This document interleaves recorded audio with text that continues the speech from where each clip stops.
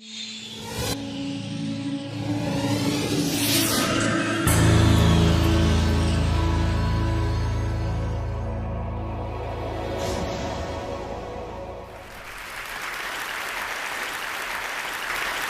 want to say, my name is Emmanuel Jal, and I come from a long way. I've been telling a story that has been so painful for me. It's been a tough journey for me, traveling the world, telling my story in form of a book, and also telling it like now. And also, the easiest one was when I was doing it in form of a music. So I have branded myself as a war child. I'm doing this because of an old lady in my village now who have lost her children. There's no newspaper to cover her pain and what she wants to change in the society. And I'm doing it for a young man who wants to create a change and has nowhere to project his voice because he can't write, or there's no internet like Facebook, MySpace, YouTube for them to talk. Also, one thing that kept me pushing this story, these painful stories, are the dreams I have. Sometimes it's like the voices of the dead that I've seen would tell me, don't give up, keep on going. Because sometimes I feel like stopping and not doing it because I didn't know what I was putting myself into. Well, I was born in the most difficult time when my country was at war. I saw my village burn down. The world that meant a lot to me, I saw it vanish in my face. I saw my auntie raped when I was only 5.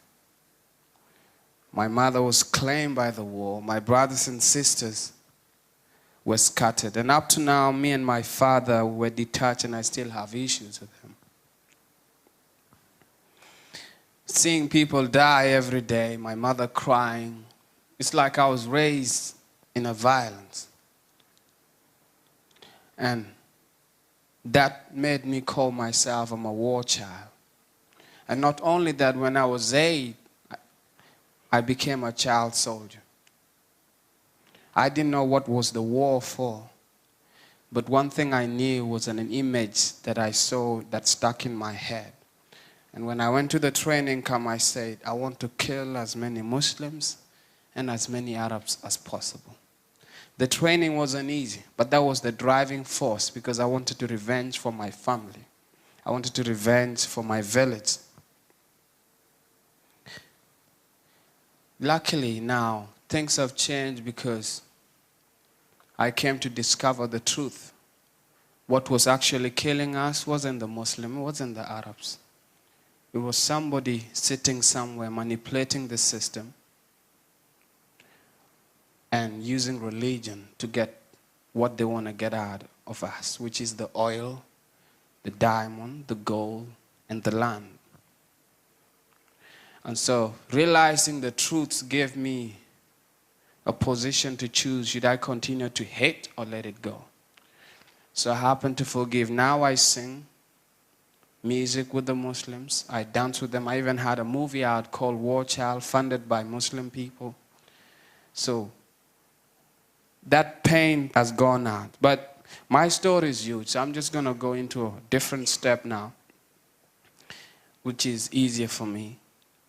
I'm going to give you a poem called Forced to Sin, which is from my album War Child. It talks about my story, one of the journey that I trekked where I was tempted to eat my friend because we had no food and we're like around 400 and only 16 people survived that journey. So I hope you're going to hear this. My dreams are like torment, my every moment. Voices in my brain of friends that were slain. Friends like Loal who died by my side of starvation. In the barren jungle and the desert plain. Next was I, but Jesus heard my cry as I was tempted to eat the rotten flesh of my comrade. He gave me comfort We used to raid villages, stealing chickens, goats, and sheep. Anything we could eat. I knew it was rude, but we needed food. And therefore I was forced to sin to make a living. Forced to sin to make a living. Sometimes you gotta lose to win. Never give up, never give in. Left home at the age of 7. 1 year later, I live with an AK-47 by my side. Slept with one eye open wide. Run duck, play dead and hide. I've seen my people die like flies, but I've never seen a dead body, or at least one that I've killed. But still as I wonder, I won't go under. Guns barking like lightning and thunder.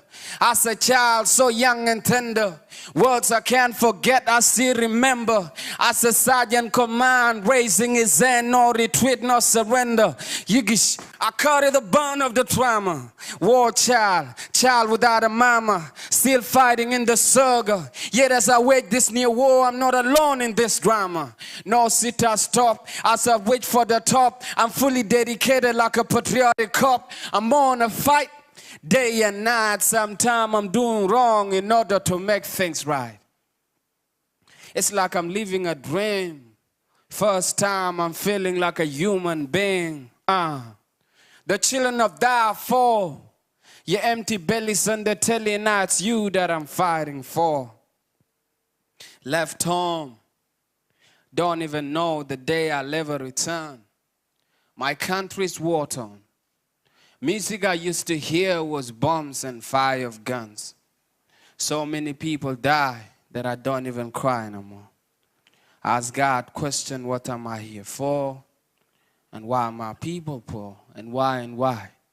When the rest of the children were learning how to read and write, I was learning how to fight.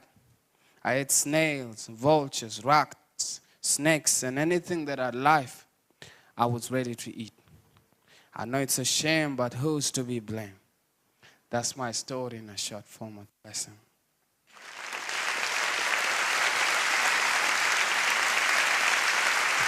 Thank you.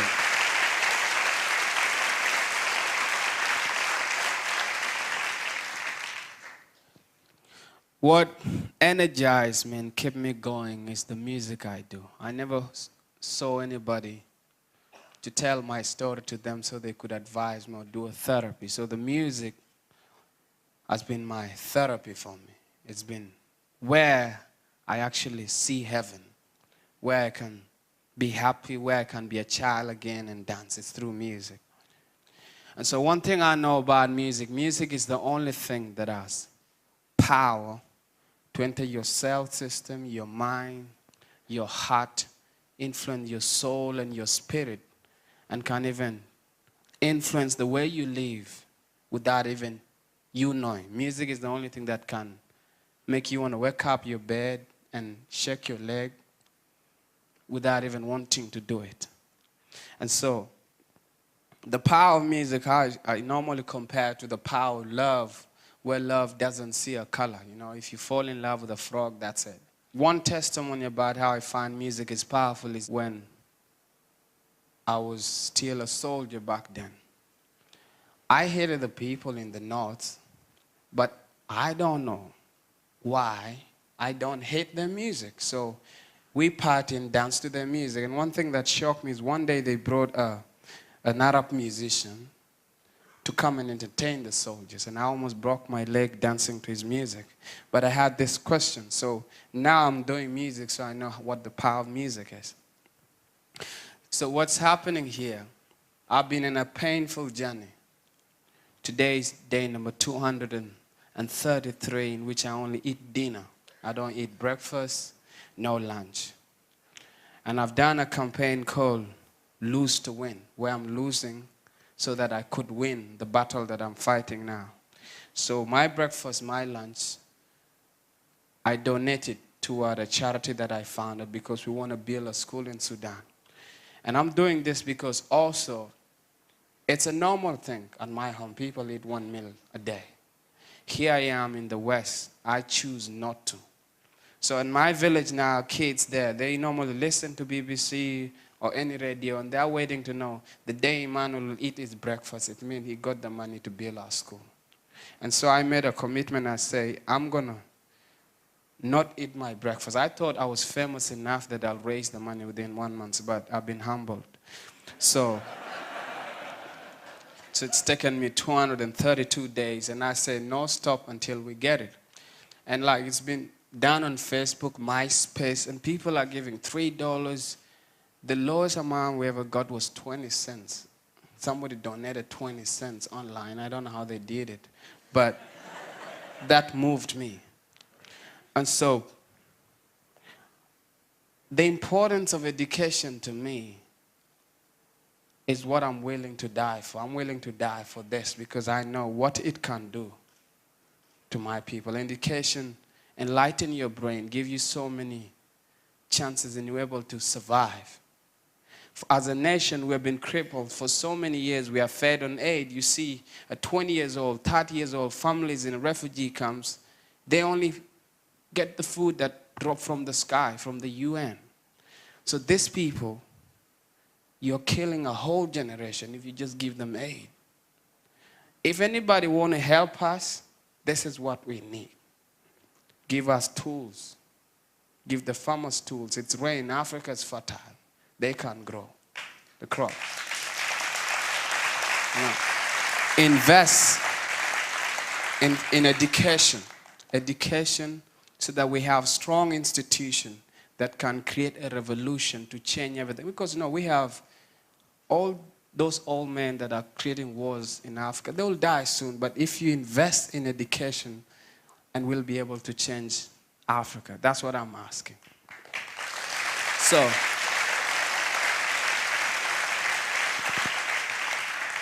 in order to do that, I founded a charity called Gua Africa, where we put kids in school. And now we have a couple in university. We have like 40 kids, ex-child soldiers, mixed with anybody that we feel like we want to support. And I said, I'm going to put it in practice. And with the people who are going to follow me and help me do things, that's what I want to do to change, to make a difference in the world. Well, now my time is going, so I want to sing a song, but I'll ask you guys to stand up so we celebrate a life of a British aid worker called Emma McCune that made it possible for me to be here. I'm going to sing this song just to inspire you how this woman has made a difference. She came to my country and saw the importance of education. She said the only way to help Sudan is to invest in the women, educating them, educating the children, so that they could come and create a revolution in this complex society. And so she even ended up marrying a commander from the SPLA. And she rescued over 150 child soldiers. One of them happened to be me now. And so at this moment, I want us to celebrate Emma with me. Are you guys ready to celebrate Emma? Yeah. All right.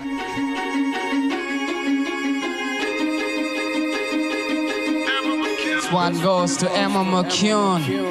Angel to the rescue one afternoon. I'm here because you rescued me. I'm proud of your legacy. Thank you. Bless you. R.I.P. Mia. What would I be? Mia. What would I be? Mia. Yeah, yeah. Yeah. You would have seen my face on the telly. Fat, hungry belly. Flies in my eyes, head too big for my size. Just another little starving child, running around in Africa, born to be wild. Praise God, praise the Almighty for sending an angel to rescue me. I got a reason for being on this earth, cause I know more than many water. Life is worth it. I better get a chance to stand my ground. I'm gonna over mountains, leaves and bounds. I ain't an angel, hope I'll be one soon. And if I am, I wanna be like Emma McCune. Mia. Mia. What would I be? Me, what would I be? Me, yeah, yeah.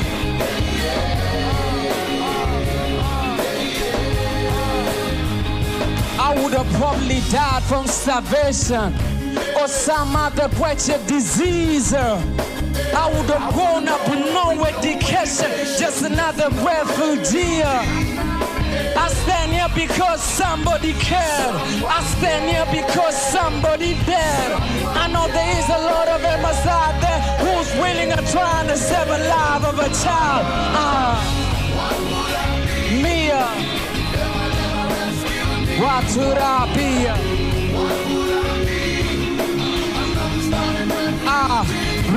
Remember the time when I was small, where I couldn't read or write at all. Now I'm all grown up, I got my education. The sky is the limit and it can't be stopped by no one. Oh, I pray for this day to come, and I pray that the world find wisdom to give the poor in need some assistance instead of putting up resistance. Yeah, sitting and waiting for the politics to fix this. It ain't gonna happen. They're all sitting on their asses, popping champagne and sponging up the masses. Coming from the refugee boy soldier, but I still got my dignity. I gotta say it again. If Emma never rescued me, I'll be a corpse on the African plain.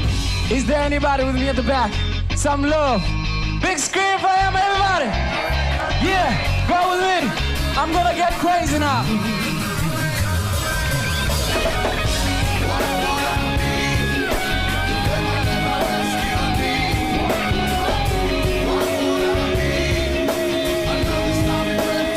What would I be?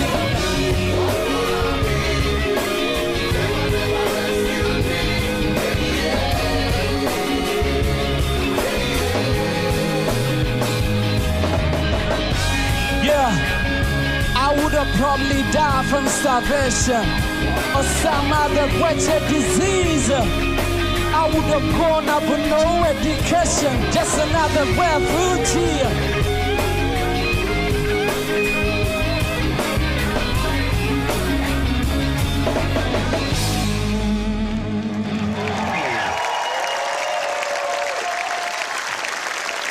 Thank you. Go save the life of a child.